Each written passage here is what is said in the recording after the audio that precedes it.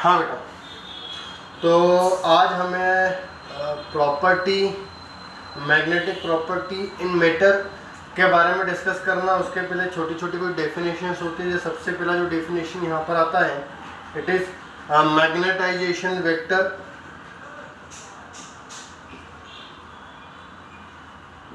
Magnetisation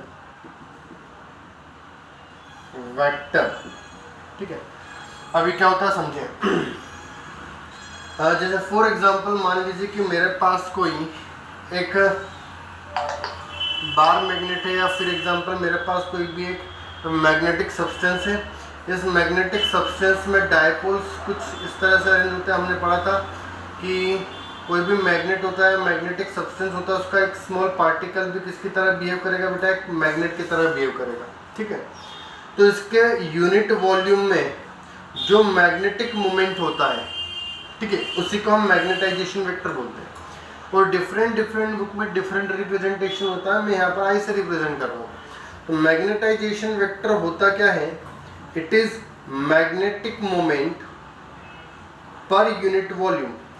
unit volume में जितना भी मैग्नेटिक मोमेंट डेवलप होता है उसी को हम क्या बोलते हैं बेटा, मैग्नेटाइजेशन वेक्टर कहते हैं, ठीक है। अगर हम इसका एसआई यूनिट देखें तो एसआई यूनिट जो हो जाएगा इसका, ठीक है, वो होगा ampere into metre square per metre cube. तो ampere per metre, this is the SI unit of magnetization vector, ठीक है। तो मैग्नेटाइजेशन वेक्टर क्या हुआ बेटा, magnetic moment per unit volume. अगर मैं एक्सटर्नल मैग्नेटिक फील्ड लगाता हूँ तो मैग्नेटिक डायपोल्स अरेंज होने लग जाता है, जिससे मैग्नेटिक डायपोल मोमेंट इंक्रीज होने लग जाता है। तो मैग्नेटाइजेशन भी क्या हो जाता है बेटा, बढ़ जाता है। तो मैग्नेटाइजेशन जो होता है आपका, वो डिपेंड भी करता है कि यहाँ पर कितना मैग्नेटिक मोमेंट डेवलप हो रहा है। अगर कम मैग्नेटिक फील्ड इंटेंसिटी होगी तो अलाइनमेंट कम हो पाएगा, तो डायपोल मोमेंट कम डेवलप होगा, तो मैग्नेटाइजेशन वेक्टर कम होगा। ज़्यादा मैग्नेटिक फील्ड इंटेंसिटी लगाएंगे, अलाइनमेंट ज़्यादा होगा, मैग्नेटिक फील्ड इंटेंसिटी ज़्यादा होगी, ठीक है, मैग्नेटिक डायपोल मोमेंट ज़्यादा होगा, मैग्नेटाइजेशन वेक्टर भी ज़्यादा हो जाएगा। हाँ, इसके बाद जो डिफरेंट टर्म आती है बेटा, इट इज मैग्नेटिक इंटेंसिटी, ठीक है, मैग्नेटिक इंटेंसिटी या मैग्नेटाइजिंग फील्ड इंटेंसिटी। तो नेक्स्ट हमारा जो टर्म है, इट इज मैग्नेटिक इंटेंसिटी या मैग्नेटाइजिंग फील्ड इंटेंसिटी या मैग्नेटाइजिंग फोर्स भी इसको कहा जाता है कभी कभी, ठीक है। और मैग्नेटाइजेशन फील्ड इंटेंसिटी, ठीक है। अब ये होता क्या है बेटा, हम इसके बारे में डिस्कस करते हैं कि what is magnetization field intensity. तो मान लीजिए कि मेरे पास एक मैग्नेटिक सब्सटेंस है जिसको मुझे मैग्नेट में कन्वर्ट करना है, मींस मुझे इसे मैग्नेट बनाना है। Then what we have to do, मैंने यहाँ पर एक सोलेनॉइड ले लिया और सोलेनॉइड में मैंने क्या कर दिया है, सब्सटेंस को रख दिया और करंट को फ्लो करवा दिया।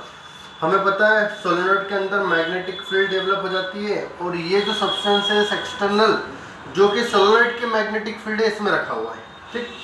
अब इस मैग्नेटिक फील्ड के कारण धीरे धीरे इसके डायपोल्स अरेंज होना शुरू हो जाएंगे, तो इसमें मैग्नेटिक फील्ड डेवलप होना चाहिए। तो वह एक्सटर्नल फैक्टर जो कि मैग्नेटिक सब्सटेंस को मैग्नेटाइज करने के लिए यूज किया जाता है, this external factor is called what, magnetizing field intensity, magnetizing field intensity, magnetic intensity, ठीक है।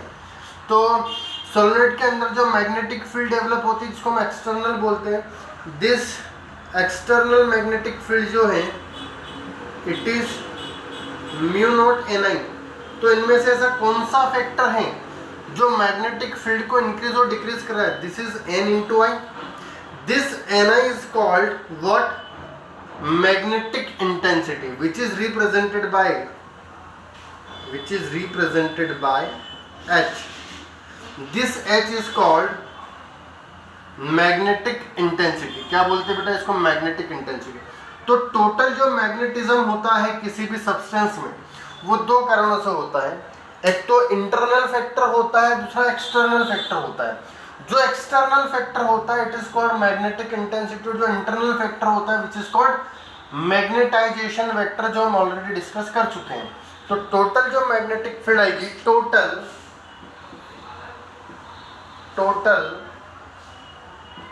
Magnetic field due to two factors, one is internal factor and second one is external factor.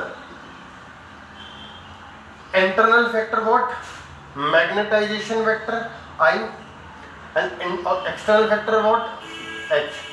ठीक है, तो अगर मैं टोटल मैग्नेटिक फील्ड की बात करता हूं तो total magnetic field internal plus external, internal कितना है म्यू नॉट आई, एक्सटर्नल कितना है mu naught H, then total will be mu naught times of I plus H.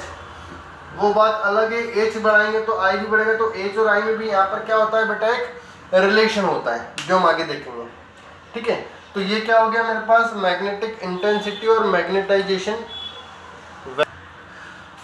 ठीक है, नेक्स्ट टर्म होता है बेटा यहाँ पर ससेप्टिबिलिटी।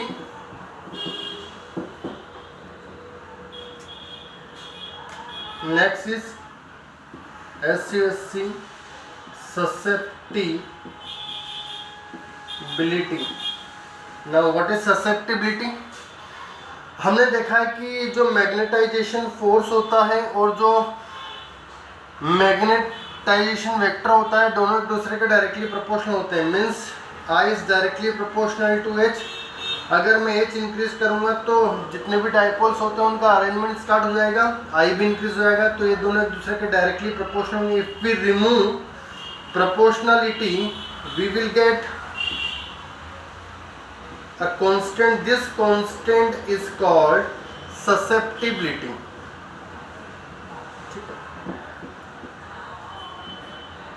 I by H, इसी को हम क्या बोलते हैं बेटा, ससेप्टिबिलिटी कहते हैं। ठीक अगर मैं उस रिलेशन को यूज करूं, पुराना जो हमारा रिलेशन था B is equal to mu naught times of I plus H, तो B is equal to mu naught times of value of I chi H plus H. Now B is equal to mu naught times of H common ले लिया 1 plus chi। ठीक है, ये क्या हो गया बेटा मेरे पास, टोटल मैग्नेटिक फील्ड इंटेंसिटी आ गई। अब टोटल मैग्नेटिक फील्ड इंटेंसिटी जो होती है क्या होती है बेटा, mu naught mu r H is equal to mu naught का अंदर सब्सटेंस रखा हुआ है, ये फॉर्मूला किसके लिए, इंटरनल डेवलप हो रही, मतलब सब्सटेंस भी रखा हुआ है, सब्सटेंस रखा हुआ तो रिलेटिव भी आ जाएगी उसमें, कौन सी जाएगी रिलेटिव भी, तो म्यू नॉट एच से यहाँ पर mu naught H cancel out हुआ तो एक रिलेशन आ गया किसका, रिलेटिव परमिबिलिटी का which is equal to 1 plus chi। तो अगर ससेप्टिबिलिटी का रिलेटिव परमिबिलिटी से रिलेशन पूछा जाए तो हम ये वाला रिलेशन यूज कर सकते हैं। ठीक है, हाँ अब जो नेक्स्ट हमारा टॉपिक है वो मैग्नेटिज्म इन मैटर आता है। ठीक है, व्हाट मैग्नेटिज्म इन मैटर। तो जनरली हम अगर मैटर की बात करते हैं किसी भी मैटर में जो मैग्नेटिज्म डेवलप होता है बेटा, वो डेवलप होने का कारण जो होता है वो होता है मैग्नेटिक डायपोल मोमेंट। क्या होता है, magnetic dipole moment of atom. Atom का जो मैग्नेटिक डायपोल मोमेंट होता है उसी कारण से क्या होता है, हमारे पास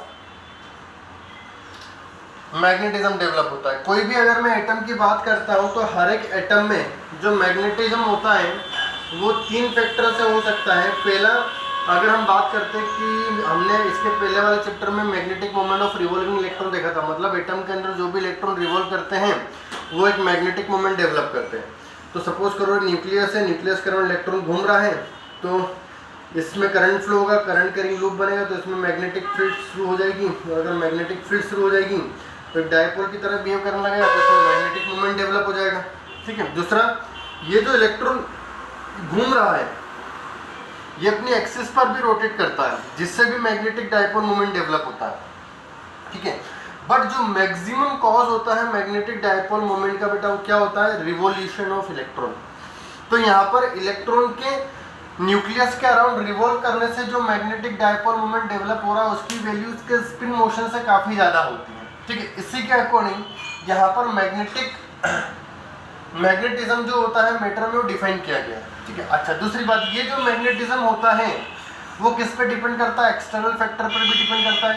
ठीक है। अलाइनमेंट कब अच्छे से होगा। दूसरा, अगर हम बात करें, ये तो हमने एटम की बात कर ली, अब दूसरे डिफरेंट जो मैटर्स होते हैं उनमें ये जो एटम्स होते हैं किस तरह से अरेंज होते हैं। कुछ एटम इस तरह से अरेंज होते हैं कि नेट डायपोल मोमेंट जीरो हो जाता है तो अलग तरह का सब्सटेंस क्रिएट होता है। कुछ एटम इस तरह से होते हैं कि जिनमें नेट डायपोल मोमेंट जीरो नहीं होता तो अलग सब्सटेंस कैटेगरी में डाला जाता है उसको। इसके अकॉर्डिंग मेरे पास 3 तरह के मैंने यहाँ पर कैटेगरी ली हुई है। ठीक है। Diamagnetic, paramagnetic and ferromagnetic substance. ठीक है। तो हमारे पास 3 तरह की कैटेगरी होती है। एक होता है बेटा कौन सा? Diamagnetic, magnetic. दूसरा होता है paramagnetic and third one is ferromagnetic. ठीक है। डाया, पैरा एंड फेरोमैग्नेटिक, ये मेरे पास क्या होंगे? 3 तरह के सब्सटेंस होते हैं। ठीक है। तो अब हमें इनके बारे में डिस्कस करना है कि इनकी प्रॉपर्टी कैसे कैसे डिफरेंट होती है, कब डायमैग्नेटिक सब्सटेंस की तरह बिहेव करेगा सब्सटेंस को, कब पैरा कब फेरो की तरह बिहेव करेगा। देन लास्ट टॉपिक हमारा बच जाएगा क्या यहाँ पर? हिस्टैरिसीस कर। तो नेक्स्ट लेक्चर में हम ये दोनों टॉपिक फिनिश कर देंगे। ठीक है।